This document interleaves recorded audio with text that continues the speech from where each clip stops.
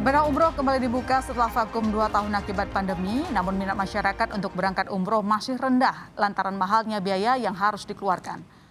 Sejumlah biro umroh di Kota Blitar masih sepi pendaftar sejak ibadah umroh kembali dibuka sejak akhir Desember tahun lalu.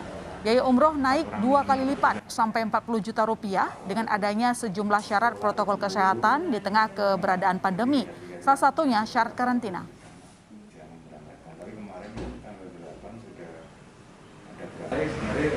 Saat ini itu lebih mahal, bisa 2 kali lipat dari waktu umroh normal.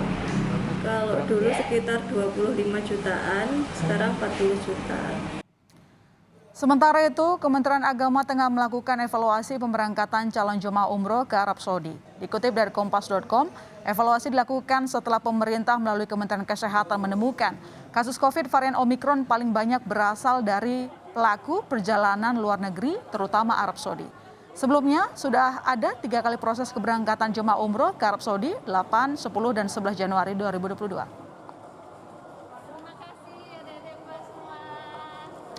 Ya, lantas sejauh mana evaluasi pemberangkatan umroh tahun ini? Sudah bergabung bersama Berita Utama, Dirjen Penyelenggaraan Haji dan Umroh Kemenak, Hilman Latif. Assalamualaikum Pak Hilman. Waalaikumsalam warahmatullahi wabarakatuh. Ya, Pak Hilman, ada evaluasi terkait dengan keberangkatan jamaah umroh. Mungkin nanti bisa dijelaskan kepada kami soal tolak ukur evaluasinya seperti apa detailnya. Baik, yang pertama kita sudah mengenalkan kepada publik terkait dengan kebijakan kita yang kita sebut dengan kebijakan satu pintu atau one gate policy, di mana jamaah umroh diharuskan melalui asrama haji mendapatkan treatment yang standar, PCR-nya dan seterusnya secara dokumen, dan juga jumlahnya terdeteksi. Jadi itu. Nah, yang kedua, kita memikirkan keberangkatan dan pada saat yang sama kita juga mencoba memikirkan kepulangannya akan seperti apa. Nah, perlu diketahui bahwa umroh itu kan seperti perjalanan biasa, seperti perjalanan vacation yang lain lah, berlibur dan sebagainya. Artinya di situ yang berperan adalah swasta, B2B. Dan proses kita juga, Kementerian Agama itu tidak bisa ikut mengatur. Artinya, seorang individu atau kelompok atau sebuah perusahaan mengajukan visa kepada Saudi Arabia melalui sebuah vendor dan kemudian dipandang memenuhi syarat, ya tiketnya ada, hotelnya ada, dan semuanya paketnya juga sudah selesai, maka visa bisa keluar begitu saja. Nah, oleh karena itu, ini berbeda dengan haji, di mana kita berperan betul dalam mengatur keberangkatan. Nah, Kementerian Agama dalam hal mencoba ikut mengendalikan, ya, setidaknya dari prosedur-prosedur yang harus dilalui oleh para jamaah itu standar, PCR-nya juga dan seterusnya. Kemudian kita sebetulnya ingin mengenalkan sistem bubble. Ya. Artinya dari satu tempat sampai ke bandara, sampai pergi, itu bisa aman. Nah, memang yang belum adalah kita belum mengatur pulangnya seperti apa. Karena dalam perbincangan sebelum-sebelumnya, banyak orang atau banyak perusahaan itu menginginkan karantina di hotel.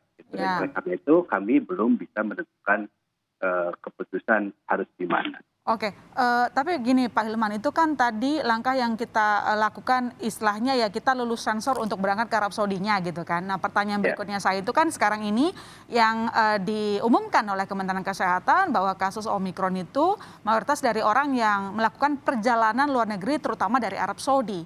Nah ini bagaimana upaya berikutnya? Karena tadi Anda yang menyinggung soal vendor. Nah tapi bagaimana campur tangan dari Kementerian Agama untuk menengahi itu semua gitu. Ini kan artinya bisnis gitu ya. Maksudnya supaya ya kasus Omikron juga tidak melebar di Indonesia. Ya, dari beberapa negara termasuk Saudi ya, dan itu katanya lebih banyak dibawa oleh PMI. Kami juga saat ini sedang menyiapkan ya evaluasi terhadap jamaah yang tiba dari Saudi Arabia. Berapa orang ya misalnya terdeteksi positif ya. Nah, itu kan kita juga sambil menunggu kedatangan yang berikutnya. Kan kedatangan berikutnya itu kan tanggal 17. Nah, jadi kita ingin melakukan kajian berdasarkan data yang valid. Nah, ini juga nanti tadi siang kami sudah bekerja sama dan bertemu dengan Kementerian Kesehatan, bahkan kementerian yang lain, perhubungan dan seterusnya, koordinasi antar kementerian untuk menyiapkan skenario kepulangan itu. Dan rekomendasinya memang perlu diketahui, selama itu belum ada larangan, meskipun kita mendorong jangan terlalu deh banyak-banyak pergi. Ya, bukan mandatori lah ya. Tidak mandatori, karena memang otoritas kami di Kementerian Agama tidak ada sampai ke sana. Nah, kita ingin mendorong PPI untuk bisa mengatur flow keberangkatan, jumlahnya, kemudian pulangnya bagaimana. Nah, ini yang harus diperhatikan. Termasuk kalau membawa jamaah banyak, sudah jelas waktu berangkat hotelnya di mana nih, waktu pulang karantinanya di mana, bukan dadak-dadakan kira-kira. Artinya jadwal keberangkatan akan terus berlangsung, maksudnya evaluasi itu akan bisa kita ambil kesimpulannya setelah nanti mungkin yang gelombang pertama pulang ya Pak, atau gimana? Ya, ini juga kan kita ada tim advance. Tim advance juga yang kita tunggu karena sebelum semuanya pulang. Sampai tanggal 15 kita tetap ini akan kita lihat perkembangannya. Tetapi kita sampaikan juga ke PPIU, penyelenggara perjalanan ibadah umroh. Nah, ini dengan situasi kali ini ya mereka sebaiknya menahan juga ya.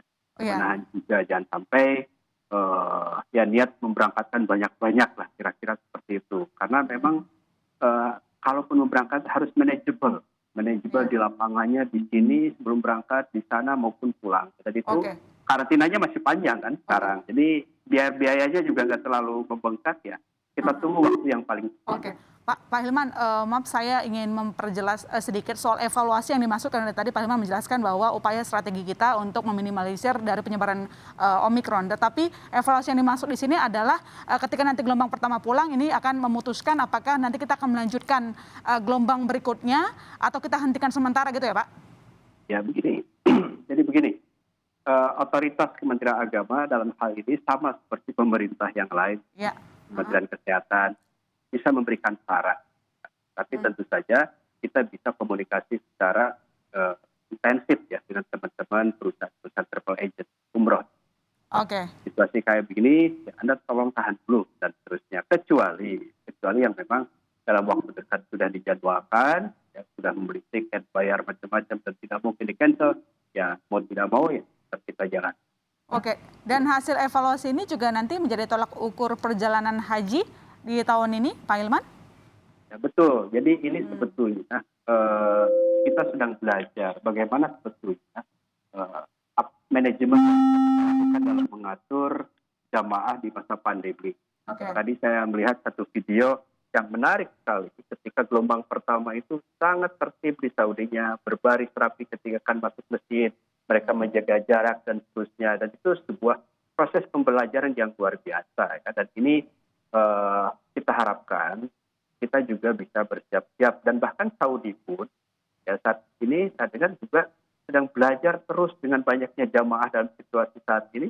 Mereka juga sedang belajar bagaimana ketika memanage perjalanan atau peristiwa kegiatan penyelenggaraan ibadah haji beberapa bulan lagi. Baik, terima kasih Pak Hilman. Nanti kita tunggu hasil evaluasinya gitu ya Pak, karena tadi sebenarnya sudah disampaikan oleh Pak Hilman juga, kalau tidak mendesak ya ditahan dulu, karena ini kan sama aja seperti perjalanan gitu ya, seperti staycation gitu. Terima kasih Pak Hilman telah bergabung di Berita Utama. Assalamualaikum. Waalaikumsalam warahmatullahi wabarakatuh.